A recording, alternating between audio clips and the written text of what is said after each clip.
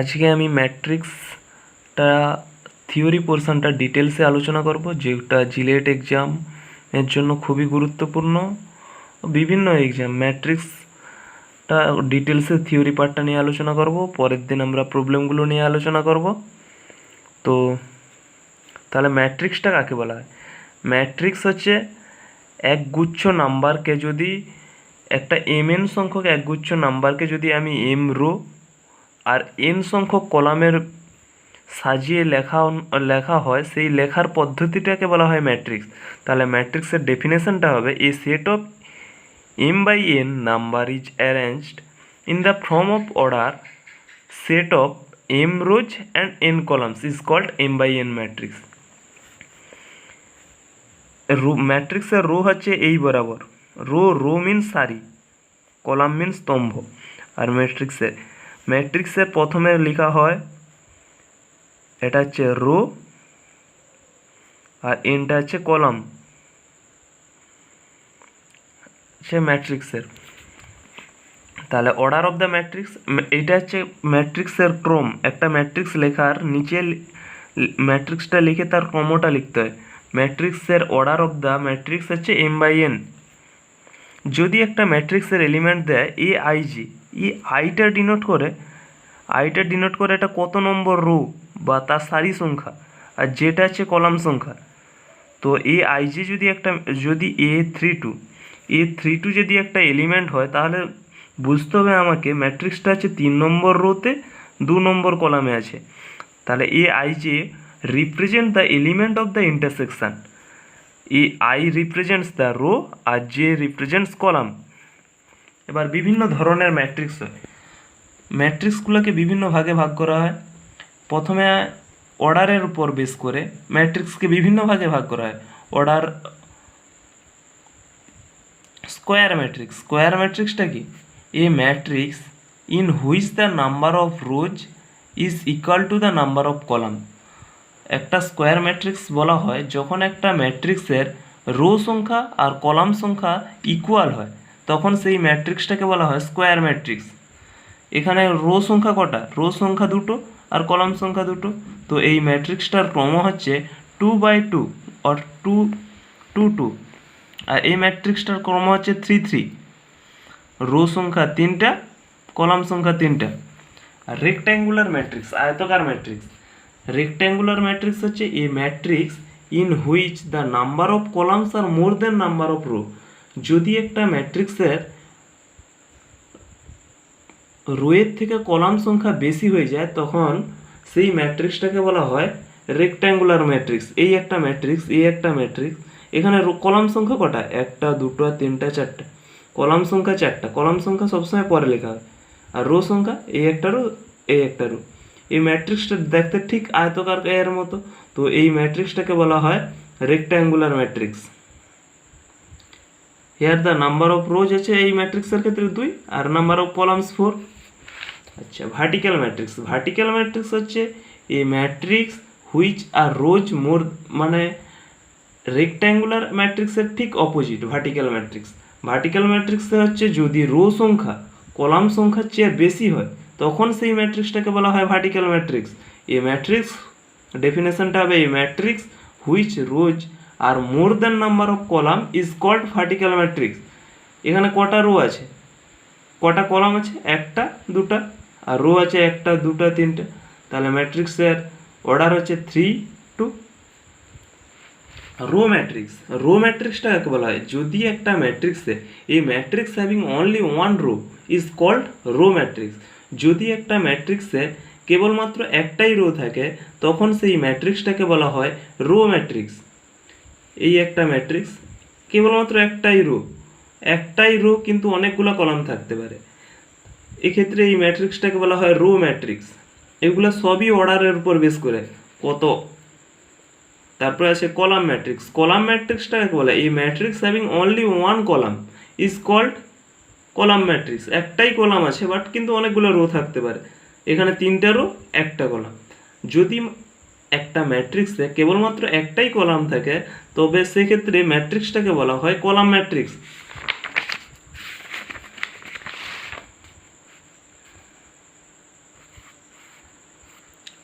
তারপরে আছে diagonal matrix. আচ্ছা, ডায়াগোনাল ম্যাট্রিক্সটা কি? Diagonal matrix a I j m by n is called a diagonal matrix if a I j equal to zero for i not equal to j. আচ্ছা, এটা বলতে বোঝাচ্ছে যে একটা ডায়াগোনাল ম্যাট্রিক্স একটা ডায়াগোনাল ম্যাট্রিক্সের হচ্ছে এ আই জে জিরো হবে কিন্তু আই নট ইকাল টু জি। এর আই জেটা কখন আই জে এ আই জেটা কি? এ আই জে হচ্ছে একটা ম্যাট্রিক্সের এলিমেন্ট A32 মানে কি? এই ম্যাট্রিক্সটার 3 নম্বর রো আর 2 নম্বর কলাম। এক্ষেত্রে আই এর মান 3, জে এর মান 2। তো এক্ষেত্রে এগুলো সব জিরো হবে। ডায়াগোনাল বরাবর পার্টগুলা নন জিরো হতে পারে, বাট ডায়াগোনাল বাদ দিয়ে বাকিগুলো অবশ্যই জিরো হতে হবে। তো এই ম্যাট্রিক্সটাকে বলা হবে ডায়াগোনাল ম্যাট্রিক্স। তাহলে ডায়াগোনাল ম্যাট্রিক্স হতে হলে অবশ্যই তাকে স্কোয়ার ম্যাট্রিক্স হতে হবে। একটা স্কোয়ার ম্যাট্রিক্সের যদি ডায়াগোনাল বরাবর এলিমেন্টগুলো নন জিরো হতে পারে, বাট ডায়াগোনাল বরাবর এলিমেন্টগুলো বাদ দিয়ে বাকি এলিমেন্টগুলোকে অবশ্যই জিরো হতে হবে। দেখো, আর বাকি এলিমেন্টগুলো A11 এখানে আই ইকাল টু জে, তো এটা হচ্ছে জিরো নাও হতে পারে। এখানে কি বলা আছে? A I J zero for all A I not equal two J. A12 এক্ষেত্রে আইয়ের মান 1, জের মান 2, তো আই নট ইকাল টু মানে 1 নট ইকাল টু 2, তো এইগুলো জিরো হবে, অবশ্যই জিরো হতে হবে। তো ডায়াগোনাল বরাবর একটা ডায়াগোনাল ম্যাট্রিক্সের উদাহরণ। ডায়াগোনাল বরাবর এলিমেন্টগুলো নন জিরো আর বাকিগুলো অবশ্যই জিরো হতে হবে, একটা ডায়াগোনাল ম্যাট্রিক্সের উদাহরণ।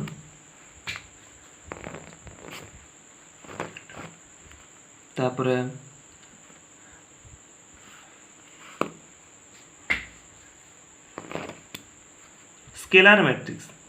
স্কেলার ম্যাট্রিক্সটা হচ্ছে a diagonal matrix in which the all diagonal element of the equal is called scalar matrix. একটা ডায়াগোনাল স্কেলার ম্যাট্রিক্স হতে হলে অবশ্যই তাকে ডায়াগোনাল ম্যাট্রিক্স হতে হবে, কিন্তু ডায়াগোনাল ম্যাট্রিক্সে যদি ডায়াগোনাল বরাবর এলিমেন্টগুলো ইকুয়াল থাকে তখন সেই ম্যাট্রিক্সটাকে বলা হবে স্কেলার ম্যাট্রিক্স। তাহলে একটা স্কেলার ম্যাট্রিক্স হতে হলে তাকে অবশ্যই প্রথম স্কোয়ার ম্যাট্রিক্স হতে হবে, তারপর তাকে অবশ্যই ডায়াগোনাল ম্যাট্রিক্স হতে হবে। ডায়াগোনাল ম্যাট্রিক্সে যদি ডায়াগোনাল বরাবর এলিমেন্টগুলো ইকুয়াল হয় তবে তাকে বলা হবে স্কেলার ম্যাট্রিক্স। তারপরে আছে identity matrix or unit matrix. যদি একটা ডায়াগোনাল ম্যাট্রিক্সের all diagonal element is equal two 1 তখন সেক্ষেত্রে তাকে বলা হয় ইউনিট ম্যাট্রিক্স। যেমন 1 0 0 0 1 0 0 0 1, এটা হচ্ছে একটা ইউনিট ম্যাট্রিক্সের উদাহরণ। যদি তাহলে ইউনিট ম্যাট্রিক্স হতে হলে তাহলে কি হতে হবে? একটা ইউনিট ম্যাট্রিক্স সেটা স্কেলার ম্যাট্রিক্সও হতে পারে, ডায়াগোনাল ম্যাট্রিক্সও হতে পারে, স্কোয়ার ম্যাট্রিক্সও হতে পারে। কিন্তু ইউনিট ম্যাট্রিক্স হতে হলে ওই সব অবশ্যই তাকে ডায়াগোনাল হতে হবে, অবশ্যই তাকে স্কেলার হতে হবে, অবশ্যই তাকে স্কোয়ার হতে হবে। কারণ আর সব স্কেলার ম্যাট্রিক্স, সব ডায়াগোনাল ম্যাট্রিক্স ইউনিট ম্যাট্রিক্স এটা কিন্তু নয়। Null matrix a matrix whose all element are zero is called null matrix. যদি একটা ম্যাট্রিক্সের সমস্ত এলিমেন্টগুলো জিরো হয় তবে সেই ম্যাট্রিক্সটাকে বলা হয় নাল ম্যাট্রিক্স আর জিরো ম্যাট্রিক্স। যদি একটা ম্যাট্রিক্সের সমস্ত এলিমেন্টগুলো জিরো হয় তাকে বলা হবে নাল ম্যাট্রিক্স আর জিরো ম্যাট্রিক্স। আচ্ছা, আপার ট্রায়াঙ্গুলার ম্যাট্রিক্সটা একটু দেখো, এটা বোঝার আছে। A square matrix a I j is called an upper triangular matrix if a I j equal to zero for i greater than j. এখানে কি বলা হয়েছে? এ আই জে জিরো হবে যেখানে আই-এর ভ্যালুটা জের থেকে বড় হবে, I greater than J. A11 এখানে আই এর ভ্যালুটা কি? আই ইকাল টু জে, তো এটা 0 হবে নি। A12 i এর ভ্যালু কত 1 আর j এর ভ্যালু কত 2, i গ্রেটার দেন j না। তো আপার ট্রায়াঙ্গুলার বরাবর পার্টগুলো নন জিরো হতে পারে, কিন্তু লোয়ার ট্রায়াঙ্গুলার বরাবর মানে এই পোর্শনটা বরাবর তাকে 0 হতে হবে। এক্ষেত্রে A21 মানে কি i এর মান 2, j এর মান 1, তো i গ্রেটার দেন 2 মানে i গ্রেটার দেন j, তো এটা 0 অবশ্যই হতে হবে। তাহলে A21 অবশ্যই 0 হতে হবে, A31 অবশ্যই 0 হতে হবে, A32ও 0 হতে হবে।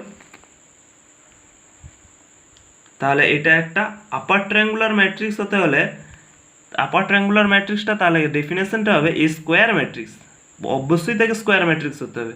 Square matrix A equal to aij is called an upper triangular matrix if aij equal to 0 for all I greater than j।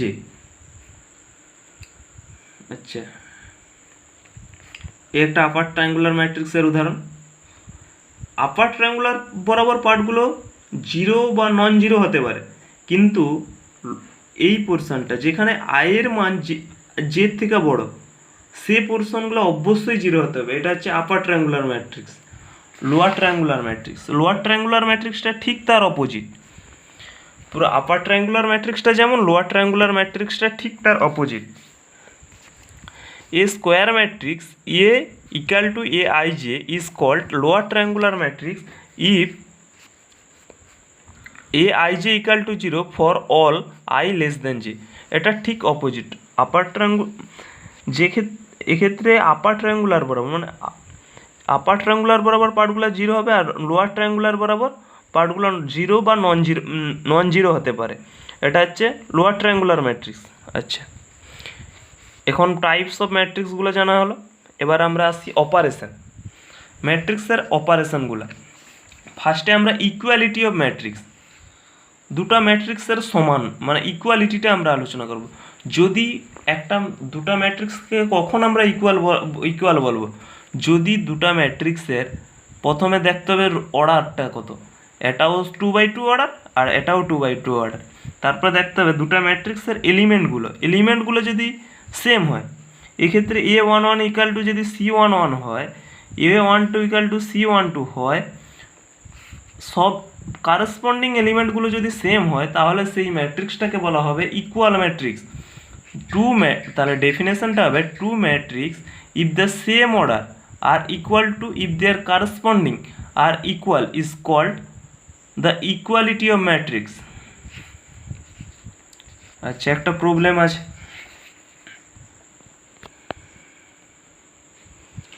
প্রবলেমটা আছে ইফ একটা ম্যাট্রিক্স দিচ্ছে ইকুয়াল টু একটা ম্যাট্রিক্স দিচ্ছে, find the value of X Y Z. এখানে ম্যাট্রিক্সটা কত 2/2 order, আর এরও ম্যাট্রিক্স অর্ডার 2/2, আর এখানে বলাই আছে ইকুয়াল, তার মানে ইকুয়ালিটি অফ ম্যাট্রিক্স। তাহলে 2x + 4 = 0 আর 3y - x = 5, z + 2 = 3। কারণ আমরা কি ইকুয়ালিটি অফ ম্যাট্রিক্স থেকে আমরা জানতে পারি এই ম্যাট্রিক্সের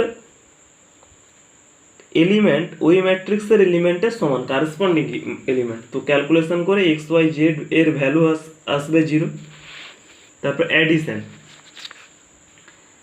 addition of the two matrix only possible যদি দুটা ম্যাট্রিক্সের যোগ প্রক্রিয়া কখন সম্ভব হবে, যদি ম্যাট্রিক্সটা সেম অর্ডারের হয়, তখন ম্যাট্রিক্সের যোগ প্রক্রিয়া সম্ভব হবে। অ্যাডিশন, একটা 2/2 আর একটা 2/2, তবে ম্যাট্রিক্সের যোগ হবে। একটা 2/2 আর একটা 3/2, তখন ম্যাট্রিক্সের যোগ প্রক্রিয়া সম্ভব হবে না। আর ম্যাট্রিক্সের যোগ প্রত্যেকটা এলিমেন্টের সঙ্গে তার কারেসপন্ডিং এলিমেন্ট যোগ হয়। আচ্ছা, ম্যাট্রিক্সের অ্যাডিশনগুলো কতগুলো রুল ফলো করে। একটা হচ্ছে matrix additions are follow the commutative property. Commutative property মানে a + b = b + a, এটা হচ্ছে commutative property. Matrix addition are follows the associative property. Associative property মানে ব্র্যাকেটের মধ্যে a + ব্র্যাকেট b + c, এটাকে লেখা যেতে পারে ফার্স্ট ব্র্যাকেটের মধ্যে a + b + c। Cancellation law holds. Cancellation ল মানে এ প্লাস বি ইকাল টু যদি এ প্লাস সি হয় তখন এ ক্যান্সেল হয়ে বি ইকাল টু সি। এটা হচ্ছে ম্যাট্রিক্স অ্যাডিশন ফলো করে এই কটা রুল। তো এগুলা অবশ্যই মনে রাখতে হবে। তারপরে আসে সাবস্ট্রাকশন হচ্ছে subtraction are same as the addition A minus B, মানে অ্যাডিশনের মতো same subtraction. A minus B হলে A plus of minus B, এটা হচ্ছে সাবস্ট্রাকশন। না হলে সেম রুল সেম সব কিছুই সেম ফলো করে। তারপরে মাল্টিপ্লিকেশন হচ্ছে এটা একটু, আর মাল্টিপ্লিকেশন হচ্ছে দুভাবে, একটা হচ্ছে স্কেলার মাল্টিপ্লিকেশনটা এখানে বলা নেই, বলে দিচ্ছি। স্কেলার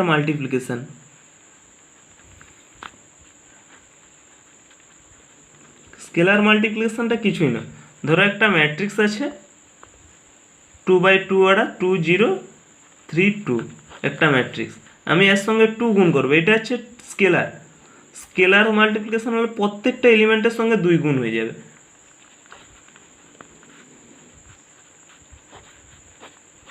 এটা হচ্ছে স্কেলার মাল্টিপ্লিকেশনটা একদম ইজি। তাহলে ম্যাট্রিক্স মাল্টিপ্লিকেশনটা কখন সম্ভব হবে? ম্যাট্রিক্স মাল্টিপ্লিকেশন মানে হচ্ছে দুটো ম্যাট্রিক্সের গুণ যদি একটা ম্যাট্রিক্সের রো অপর ম্যাট্রিক্সের কলাম সংখ্যার সঙ্গে সমান হয়, ইকুয়াল হয়, তখন সেই ম্যাট্রিক্সের মাল্টিপ্লিকেশন সমান হবে। তাহলে কি বলা আছে এখানে? A matrix multiplication is done by row and column for the two matrix m and n and the pq multiplication a cross b is possible, then the number of column a is equal to the number of row যদি এর rho B এর column সংখ্যার সঙ্গে সমান হয় তখন একটা ম্যাট্রিক্সের মাল্টিপ্লিকেশন সমান হবে। এক্ষেত্রে যদি n ইজিক্যাল টু পি হয়, এই একটা 2/3 অর্ডার, একটা 2 3, আর একটা যদি 3 2 হয় তখন ম্যাট্রিক্সের মাল্টিপ্লিকেশন সমান হবে। এর কলাম সংখ্যা তার রো সংখ্যার সঙ্গে যদি সমান হয় তখন ম্যাট্রিক্সের মাল্টিপ্লিকেশন হবে। আর যে রেজাল্টেন্ট ম্যাট্রিক্সটা আসবে তার অর্ডার হবে 2/2। আচ্ছা, ম্যাট্রিক্সের মাল্টিপ্লিকেশন সবসময় রো এর সঙ্গে কলামের গুণ হয়। এখানে একটা ম্যাট্রিক্সের মাল্টিপ্লিকেশন করে দেখানো হলো। এ একটা ম্যাট্রিক্স বি একটা ম্যাট্রিক্স, এই রো এই কলাম গুণ হলো 1 × 4 + 2 × 7, এইভাবে গুণ করে এই ম্যাট্রিক্সটা আসে। এটা কত? 3/2 2/3, তাহলে 3/3 অর্ডারের ম্যাট্রিক্স আসে। Matrix multiplication is not applicable commutative property. Matrix multiplication হচ্ছে কমিউটেটিভ প্রপার্টি হচ্ছে দেখায়নি যদি a dot B not equal to B dot A. কারণ কি? এ যদি একটা ম্যাট্রিক্স যার অর্ডার হচ্ছে 3/2 আর বি একটা ম্যাট্রিক্স যার অর্ডার হচ্ছে 2/3, তাহলে এ ক্রস বি এর রেজাল্টেন্ট ম্যাট্রিক্সের অর্ডার কত আসবে? 2 2 কেটে আসবে 3 3 হবে। আর যদি বি ক্রস এ হয়